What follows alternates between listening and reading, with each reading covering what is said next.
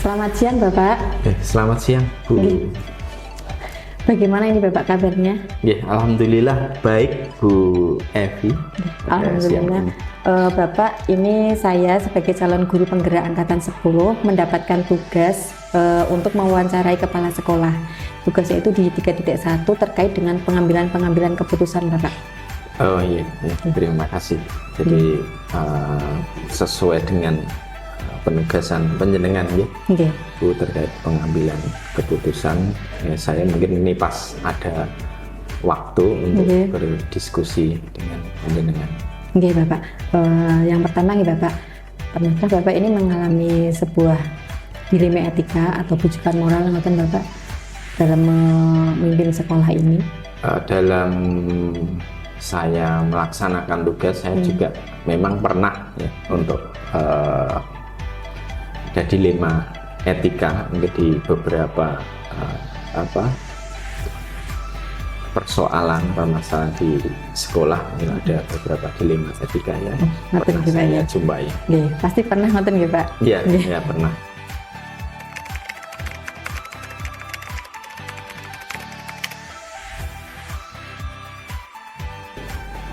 Terkait dengan identifikasi kasus-kasus yang merupakan dilema etika atau bujukan moral yang selama ini pernah saya lakukan. Jadi saya tetap melihat dulu permasalahannya apa, kemudian kita identifikasi apakah berbenturan dengan aturan atau tidak, terus kemudian dari situ saya mulai membuat atau mengambil keputusan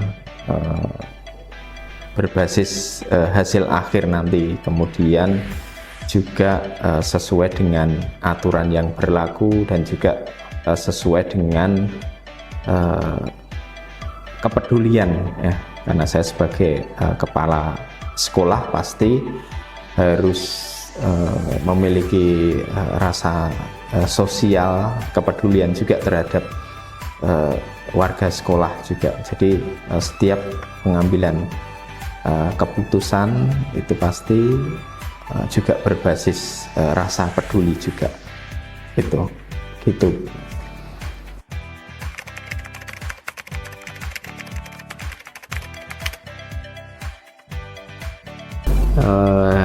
Jadi ini terkait pertanyaan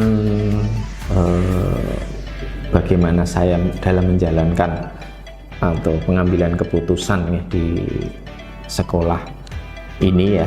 Jadi terutama untuk kasus-kasus yang ada dua kepentingan yang sama-sama benar atau sama-sama mengandung nilai kebajikan. Jadi pernah ada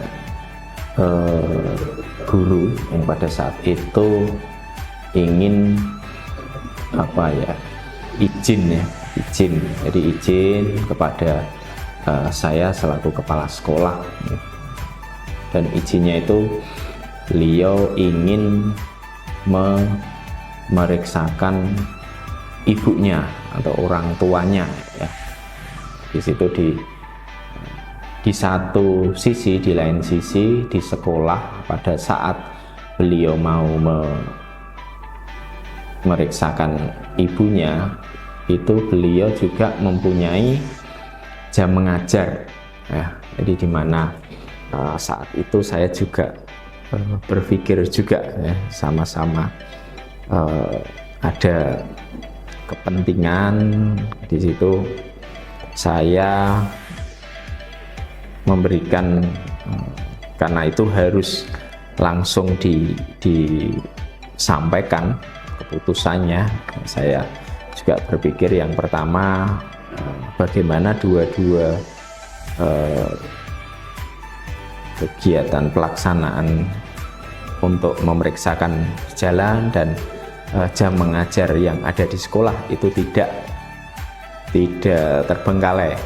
Jadi saya langsung memutuskan untuk mengizinkan guru tersebut untuk memeriksakan orang tuanya. Kemudian saya juga meminta untuk mencari guru pengganti ya, supaya pembelajaran yang berada di sekolah juga tetap berjalan. Kemudian guru yang izin itu bisa mengantar untuk memeriksakan orang tuanya ke rumah sakit. Jadi kita sama-sama melaksanakan aturan dan juga ada rasa kepedulian juga terhadap orang lain dalam pengambilan keputusan saya. Itu.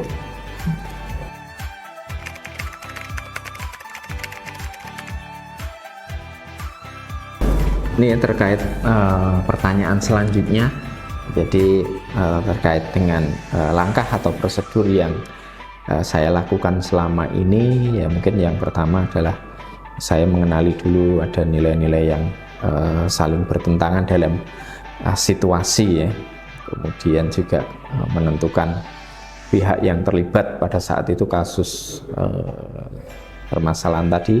Ada yang terlibat adalah orang tua yang sakit atau ibu yang sakit, kemudian guru yang ingin mengantarkan orang tua dan tidak bisa melaksanakan tugas di sekolah, kemudian guru lain yang menjadi pengganti.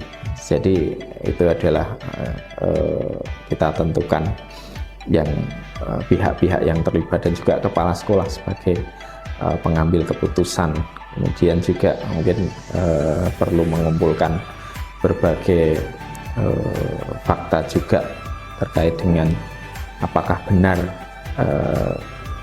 izin yang dilakukan oleh guru tersebut ya. Kemudian juga apakah benar juga saya memberikan keputusan yang tadi ya, untuk memberikan izin tadi, kemudian juga melakukan prinsip resolusi, kemudian baru membuat keputusan, lalu setelah diambil keputusan kita lihat keputusan kembali dan kita juga merefleksi ya, walaupun mungkin tidak setiap hari ada guru yang izin seperti itu, tetapi mungkin jadi di lain waktu ada yang seperti itu, nanti harus sudah terkondisikan juga terkait dengan pengambilan keputusan yang seperti permasalahan yang terjadi tadi. Itu.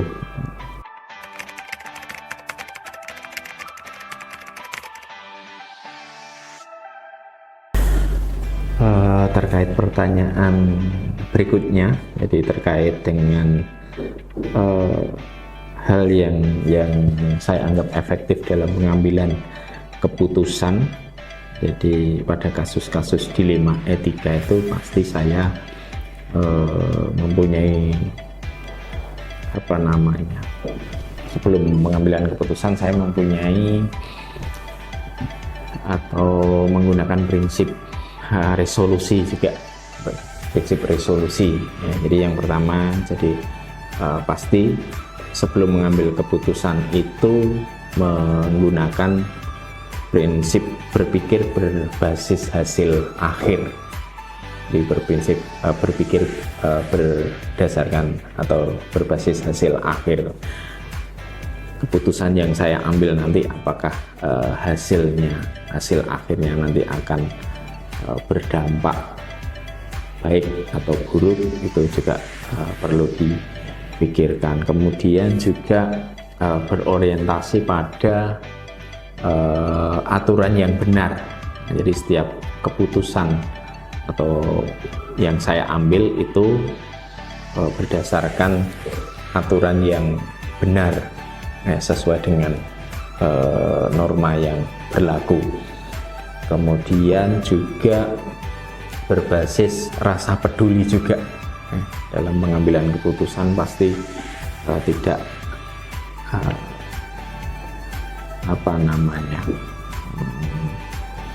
pasti ada rasa kepedulian juga terhadap keputusan yang diambil, ada rasa peduli terhadap sesama. Itu jawaban saya terkait dengan pengambilan keputusan yang efektif pada kasus dilema etika.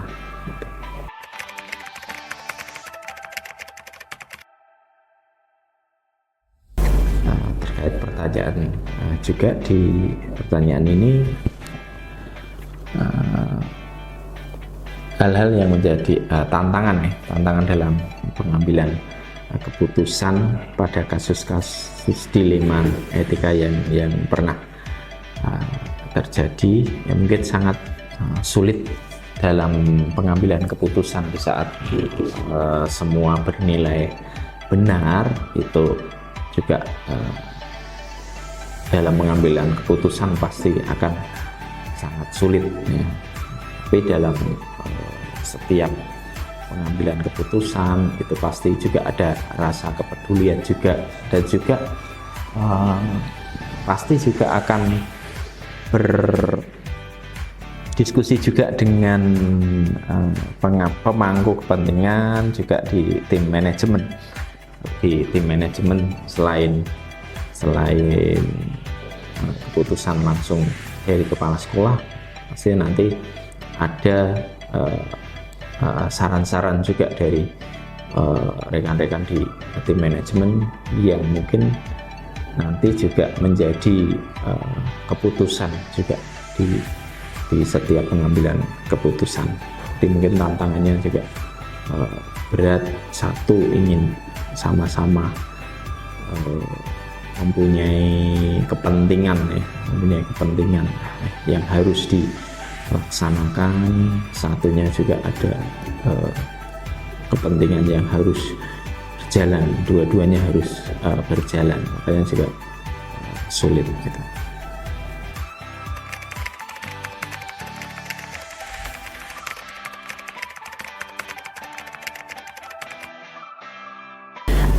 Ini terkait pertanyaan tadi terkait dengan apakah ada jadwal tertentu dalam sebuah penyelesaian kasus ya. Jadi ini di dalam penyelesaian kasus-kasus dilema etika yang pasti itu juga tergantung pada permasalahan dari dilema etika tadi. Kalau misalkan itu mendesak ya, harus langsung pada saat itu diambil keputusan, itu berarti saya langsung harus membuat keputusan saat itu. Tetapi kalau misalkan masih bisa diputuskan dalam beberapa hari, pasti saya akan membuat sebuah jadwal prioritas dalam penanganan pengambilan keputusan. Jadi pasti ada alokasi waktu tertentu atau penjadwalan dalam membuat atau merencanakan untuk mengambil keputusan dalam kasus dilema etika.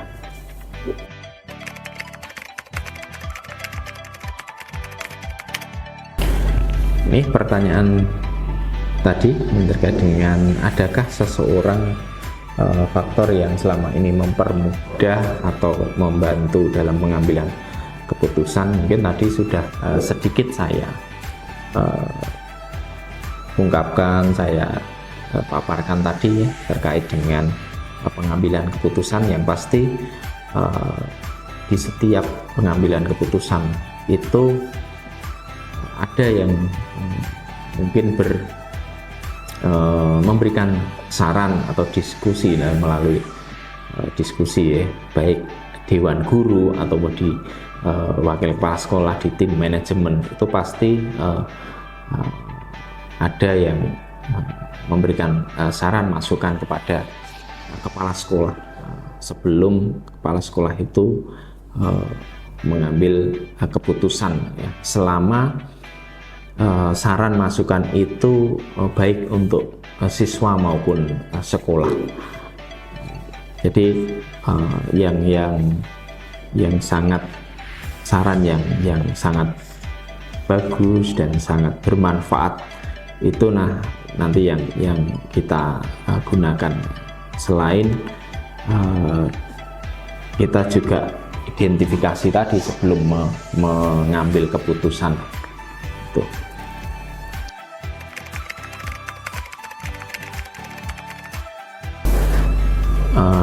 Di pertanyaan ini ya, dari yang mungkin tadi kita sudah diskusi, jadi terkait dengan pengambilan keputusan, jadi mungkin juga bermanfaat juga bagi seorang calon guru penggerak terkait pengambilan keputusan. Mungkin dari diskusi tadi kita bisa menarik kesimpulan atau pembelajaran dari diskusi kita tadi, dan juga sharing atau berbagi pengalaman dari kepala sekolah kepada calon guru penggerak, bahwa di dalam mengambil keputusan pasti ada beberapa langkah-langkah atau prosedur yang dilalui atau dilaksanakan oleh seorang kepala sekolah. Jadi bahwa keputusan nanti harus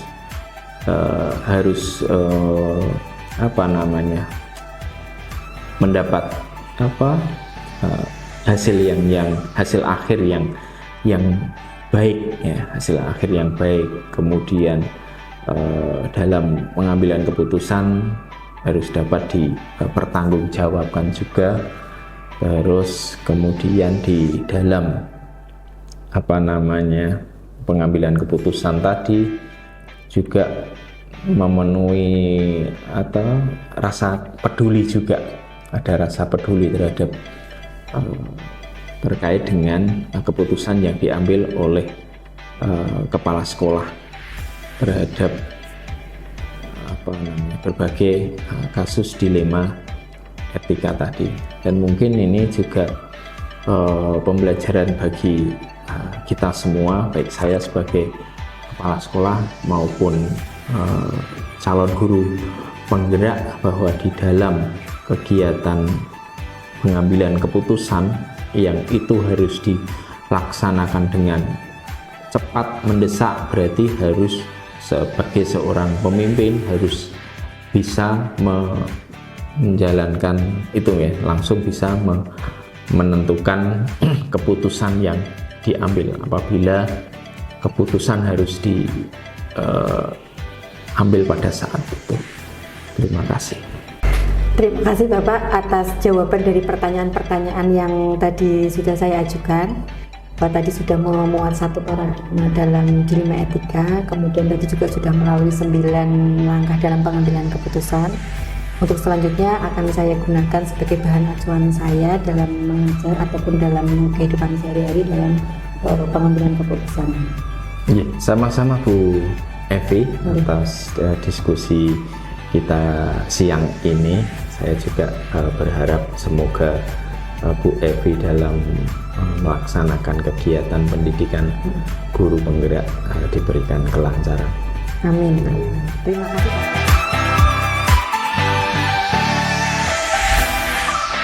Selamat siang Pak Imam. Siang juga Bu Evi. Pak Imam, terima kasih Pak. Alhamdulillah, sehat walafiat.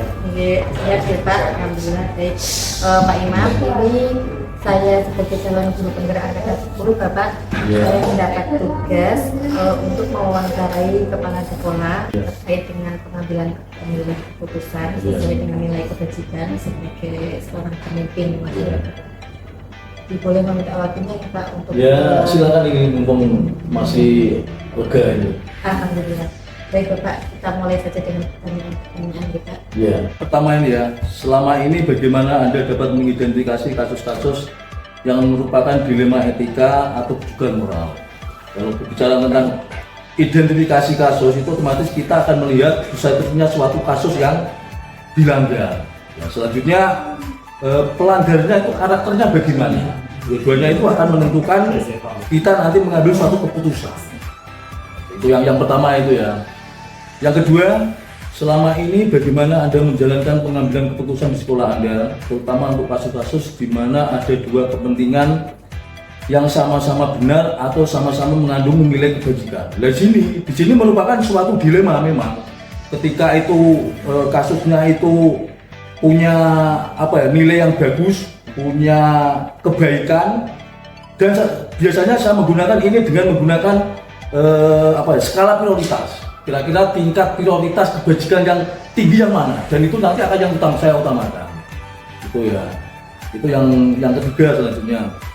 Langkah-langkah atau prosedur seperti apa yang biasa Anda lakukan selama ini? Langkah-langkah atau prosedur ya. Ini biasanya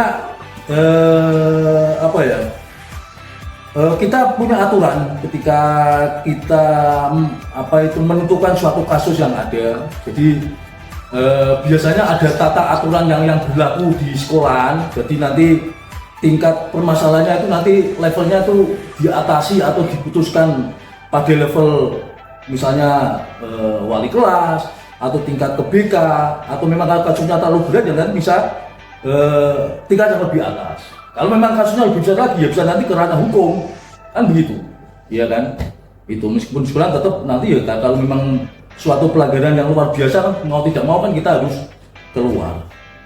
Yang keempat, hal-hal apa saja yang selama ini Anda anggap efektif dalam pengambilan keputusan pada kasus-kasus dilema etika.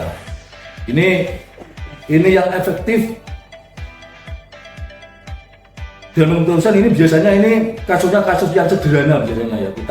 Kita ambil suatu pengambilan keputusannya itu dengan secara langsung, atau misalnya kasusnya itu kasus tidak terlalu berat, akhirnya kita ambil keputusan dengan melibatkan keluarga atau staf yang ada di sekolah. Jadi kita sasarannya langsung kita lakukan, tidak menunggu beberapa waktu yang kemudian gitu ya. Terus selanjutnya yang kelima, hal-hal apa saja yang selama ini merupakan tantangan dalam pengambilan keputusan pada kasus-kasus dilema etika.